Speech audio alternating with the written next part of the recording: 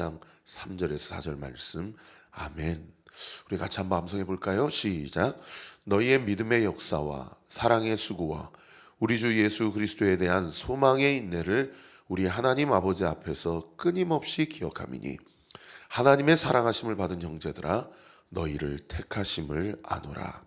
데살로니가전서 1장 3절에서 4절 말씀. 아멘.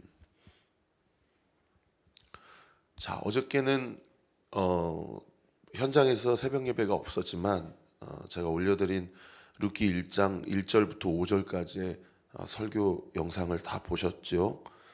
어제 설교를 통해서 엘리멜렉과 나오미의 가정의 상황을 제가 다 주례를 해드렸고요.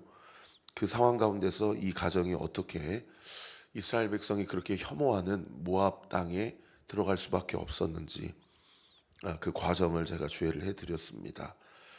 그리고 거기에서 자신의 두 아들인 말론과 기럐의 각각 며느리 이 오르바와 룻을 만났고, 그러나 너무나도 불행하게도 그 땅에서 자기의 남편인 엘리멜렉이 죽고 그리고 두 아들인 말론과 기럐도 죽었다라는 것까지 우리가 살펴보았죠.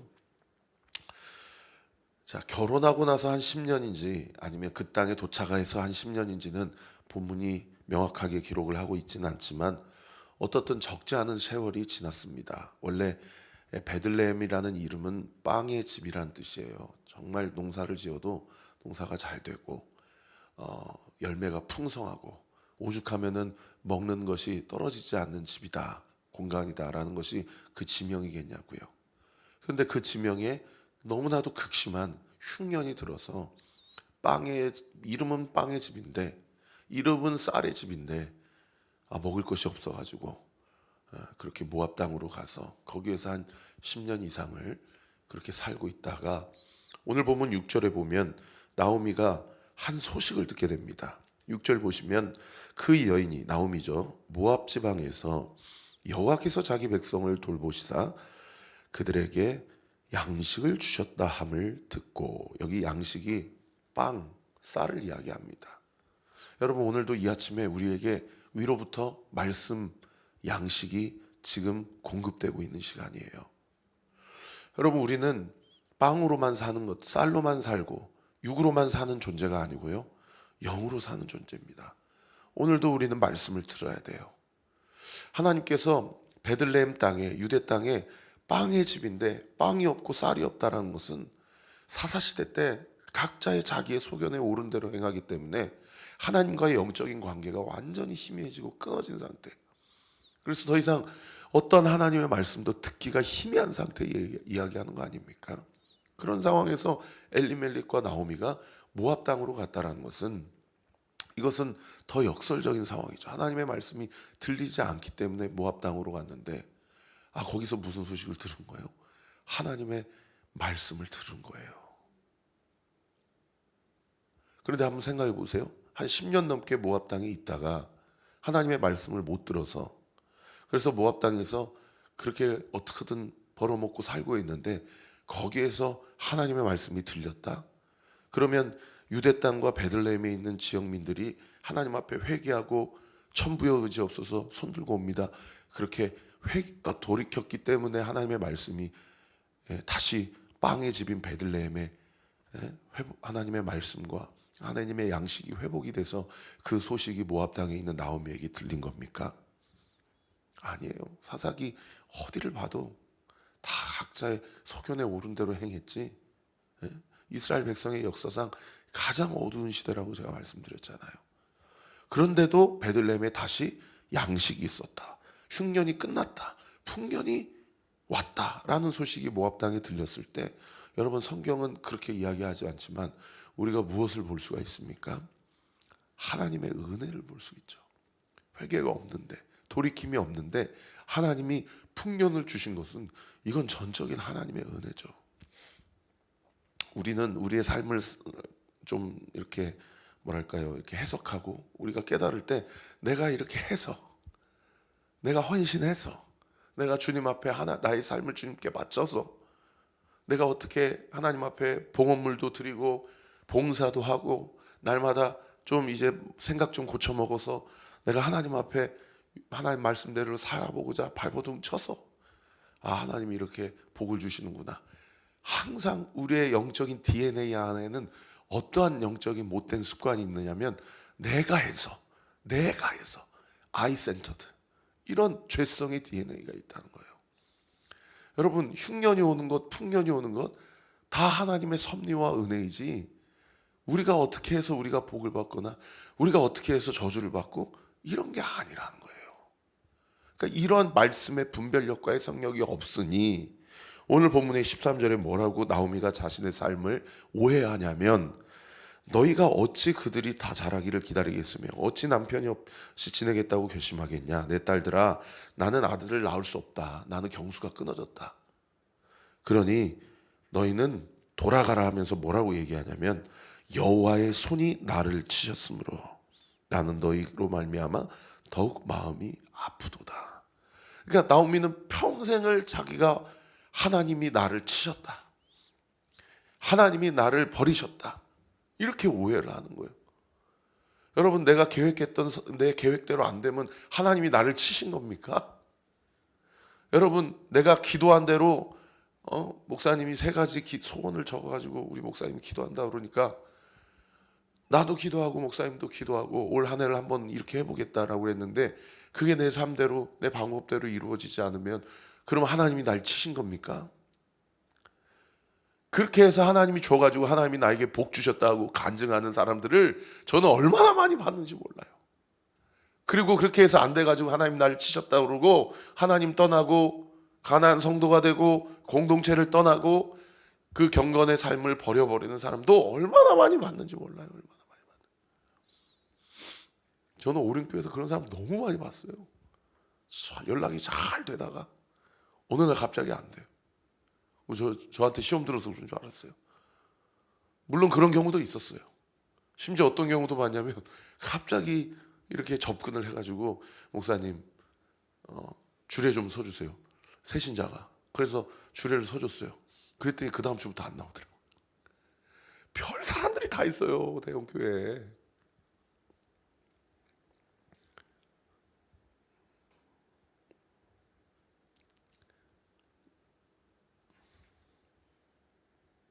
그러고도 제가 제 새끼들 같은 청년들이니까 어떻게든 돈 안 받으려고 그러는데 얘기하면 안 되는데 그 사람들 10원 한 푼도 없어. 나 이렇게 충격받아서 그런 사람들 이렇게 크게 웃으세요. 제가 무슨 얘기를 하고 싶어서 이 말씀을 드리냐면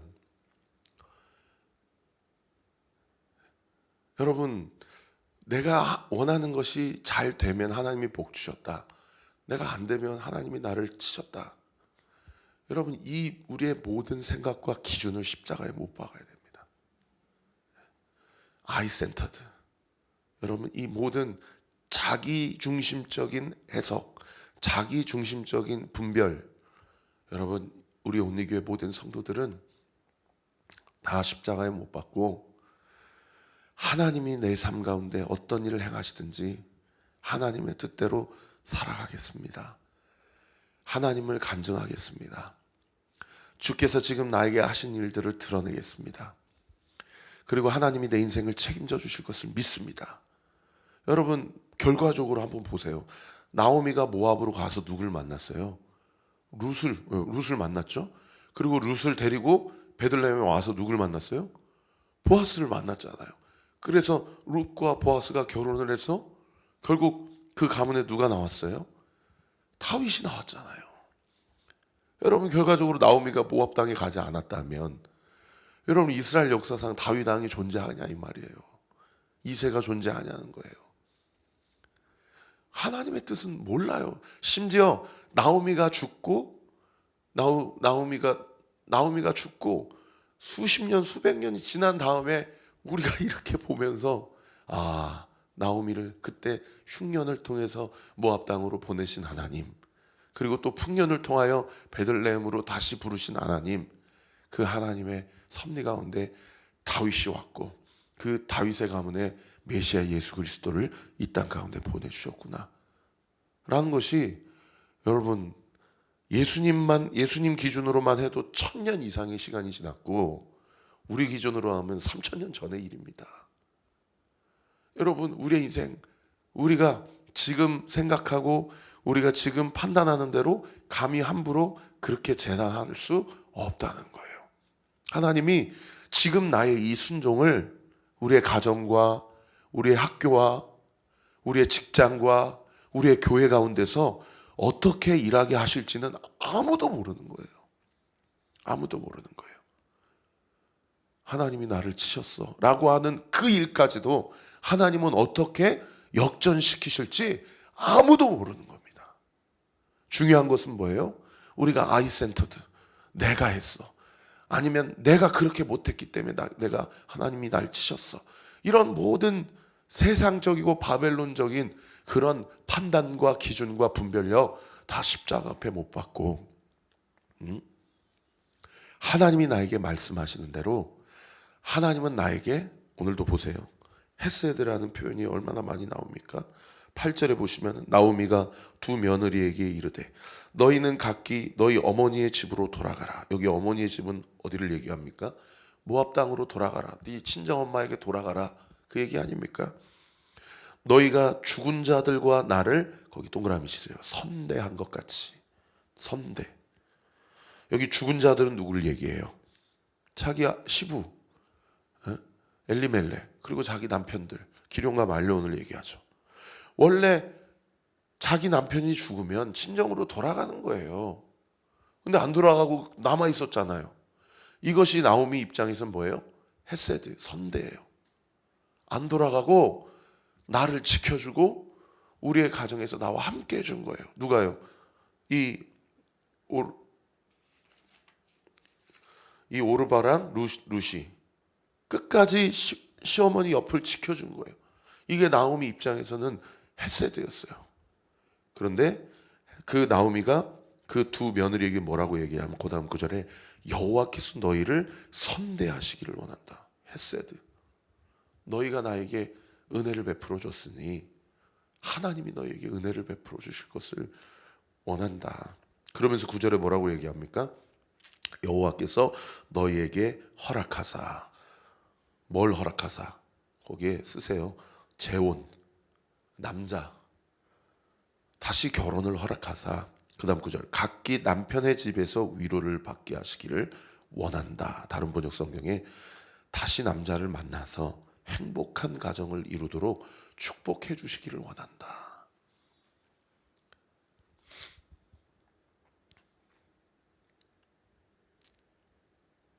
그러니까 이 당시만 해도 뭐가 복받는 인생이냐면 건실한 남자 만나서 먹고 사는데 문제 없고 여자로서 자식들 잘 생산하고 임신하고 출산하고 이런 되게 원초적이고 1차원적인 그런 일들이 복이라고 생각을 한 거예요. 근데 여러분 성경을 한번 보세요. 하나님이 그 경수를 끊거나 그 경수를 막았다가 하나님이 은혜를 베풀어 주셔서 그 가정에 하나님의 은혜를 베풀어 주신, 그래서 하나님의 은혜를 베풀어 주신 정도가 아니라 하나님의 구속사적 역사를 완성하신 그런 내러티브가 얼마나 많이 있습니까? 아브라함, 이삭, 야곱, 요셉 이 가정뿐만 아니라요. 신약 시대에 와서 여러분 예수님의 집안만 봐도 여러분 얼마나 그런 일들이 많이 있냐는 거예요. 우리가 영적인 어떤 그 가치관과 세계관과 기준을 철저히 말씀에 입각하여서 하나님이 나에게 은혜를 주신 것이다. 나는 이러할 자격도 조건도 어떠한 행위도 철저히 그럴 수 없는 사람이지만 하나님이 불강력적인 은혜와 사랑으로 헤세드로 나에게 은혜를 주셔서 다시 그 베들레헴 빵의 집, 양식의 집, 쌀의 집에 하나님의 영적 양식을 불어넣어 주시고 그 양식을 먹고 마심으로 깨닫게 하시고 분별하게 하시고 하나님의 뜻을 바로 알아서 하나님의 뜻 앞에 깨닫고 분별하는 것뿐만 아니라 우리 사랑하는 성도님들 꼭 사모하세요. 말씀대로 살아갈 수 있는 힘도 공급해 주시나. 그런 은혜가 우리 온리교회 모든 성도들에게 있게 되기를 우리 구주 예수 그리스도의 이름으로 축원합니다. 그런가 하면 마지막 두 번째로요. 계속해서 반복적인 단어가 나오는 게 뭐냐면 돌아가라는 거예요. 돌아가라. 8절에 보시면은 나오미가 두 며느리에게 이르되 너희는 각기 너희 어머니의 집으로 돌아가라. 10절에 보시면은 나오미가 이르되 아니니이다. 나오미에게 이르되 우리는 어머니와 함께 어머니의 백성에게로 돌아가겠나이다. 이거는 베들레헴으로 가겠다는 얘기죠. 11절에 이르되 나오미가 이르되 내 딸들아 돌아가라. 모압 땅으로 가라. 또 6절에도 보면 하반절에 모압 지방에서 돌아오게 하여 7절에도 보시면은 있던 곳에서 나와 두 며느리도 그와 함께 유대 땅으로 돌아오려고. 그러니까 돌아가라는 것이 하나는 어디를 향해 가는 거예요? 베들레헴을 가는 거고 하나는 어디를 향해 가라는 거예요? 모압 땅을 향해 가라는 거예요. 여러분 인생에 두 길이 있어요. 빵의 집, 양식의 집, 하나님의 말씀이 선포되는 집. 그 베들레헴이 있고요. 또 한 가지 집은 어디예요? 모압 땅이 있어요. 양쪽에서 자꾸 얘기해요. 돌아가라, 돌아가라. 아니요, 가겠나이다. 아니요, 저기로 가라. 여러분 모압 땅으로 돌아가라는 얘기는 무슨 얘기인 줄 아세요? 다음 구절, 내일 본문 첫 구절 보세요. 15절 보시면은 나오미가 또 이르되 보라, 네 동서는, 여기 동서는 이제 오르마를 얘기하는 거죠. 나오미가 룻에게 이야기하는 겁니다. 네 동서는 그의 백성과 그의 신들에게로 돌아가나니. 여러분 모압 땅으로 돌아가는 게 그냥 단순히 친정으로 가라는 얘기가 아니에요. 모압 신 그모스에게 돌아가라는 얘기인 거예요. 베들레헴으로 가는 것이 나오미에게 끝까지, 오늘 본문 14절에 보세요. 그들이 소리를 높여 다시 울더니 오르바는 그의 시어머니에게 입을 맞추고 그모스 모압 땅 그들의 우상에게로 돌아갔지만 룻은 그를 뭐했더라? 붙쫓았더라. 다른 번역 성경에 끝까지 그의 곁을 떠나지 아니하였더라. 여러분 인생은 두 길이에요. 모압 땅으로 돌아가는 것이 친정엄마에게 돌아가라는 얘기가 아니에요. 그건 육적인 해석, 1차적 해석이에요. 세상으로 돌아간 거예요. 우상에게로 돌아간 거예요. 죄인으로 다시 돌아간 거예요. 여러분 베들레헴으로 가는 길은 어떤 길이에요? 나오미를 끝까지 붙잡았다는 얘기는 단순히 시어머니 붙잡았다는 얘기 아니에요. 말씀을 잘 분별하고 해석해야 돼요. 룻은 시어머니를 붙잡았다는 것은 1차적 해석이고요. 룻은 그의 하나님, 시어머니의 하나님, 여호와 하나님을 붙잡은 거예요. 여러분 오늘 이 하루도 마찬가지입니다. 우리가 나에게 주어진 현실을 내가 어떻게 분별하고 해석해낼까 할 때 우리는 두 가지 길이 있어요. 세상의 기준과 세상의 결론으로 자기 자신을 해석하고 자기 인생에 자기 연민에 빠질 것인가. 보여지는 결과와 상관없이 나는 끝까지 나의 주 하나님 여호와를 붙잡겠노라. 여러분 어떻게 선택하시겠어요? 여러분 우리가 우리의 인생을 길게 보고 지금 나에게 주어진 상황과 형편이 정말 하나님은 나를 안 사랑하시는 것 같고 살아계시지 않는 것 같고 도무지 이해가 되지 않는 그런 상황일수록 우리 사랑하는 성도님들 도전합니다. 그때가 찬스예요. 어떤 찬스예요? 하나님을 향한 나의 믿음을 드러낼 수 있는 찬스예요. 그때가 기회예요. 하나님께 나의 신앙과 나의 하나님을 향한 나의 사랑을 고백할 수 있는 가장 중요하고 좋은 기회예요. 여러분 끝까지 주님을 붙잡으세요. 말씀을 붙잡으세요. 그리고 주님을 붙잡아 주님을 따라가세요. 그럴 때에 여러분이 나오미 가정을 통하여 보아스를 만나게 하시고 메시아를 보내주신 하나님, 오늘 이 하루를 우리에게 허락하신 나의 하나님, 우리의 하나님임을 믿으시기를 우리 구주 예수 그리스도 이름으로 축원합니다. 기도하겠습니다. 아버지 하나님 감사합니다. 오늘도 주님께서 전하라는 말씀을 다 전했습니다. 우리 사랑하는 성도들 영적으로 분별할 수 있게 해주세요. 나 중심적인 모든 생각과 모든 해석들 예수 그리스도 십자가 앞에 못 박습니다. 주님, 우리에게 말씀이 들리는 은혜가 있게 하여 주옵소서. 날마다 아침마다 말씀을 먹게 하시고 믿음을 붙잡게 하시고 중심을 지키게 하시고 그 말씀이 우리의 삶 가운데 뿌리 깊게 내려서 내가 오늘도 무엇을 위해 기도해야 하고 무엇을 고백해야 되고 무엇을 붙잡아야 되고 어떻게 살아내야 되는지를 분명히 깨달아서 주의 뜻을 온전히 이루어가는 저와 우리 모든 온리교회 성도들 되게 하여 주옵소서. 아버지, 돌아가라 돌아가라. 표면적으로는 젠틀해 보이고 나이브해 보인 그런 모든 덕담과 격언들 다 십자가 앞에 못 박습니다. 영적으로 분별할 수 있도록 오늘 이 새벽에 주 앞에 무릎 꿇는 모든 성도들 예수의 이름으로 명하노니 분별력이 분별의 은사가 예수의 이름으로 부어질 지어다. 들어갈 지어다. 하나님의 언어를 믿음의 고백을 입술을 통해서 고백하고 말하게 될 지어다. 믿고 감사드리며 예수님의 이름으로 기도합니다. 아멘. 지금은 우리 구주 예수 그리스도의 은혜와 하나님의 사랑과 성령 하나님의 위로교통 충만하심이 오늘 주신 말씀 붙잡고 주 안에서 주와 동행하며 주의 뜻을 온전히 이루어가기로 결단하는 우리 모든 성도들 머리 위에 지금으로부터 영원토록 함께 하시기를 간절히 축원하옵나이다. 아멘.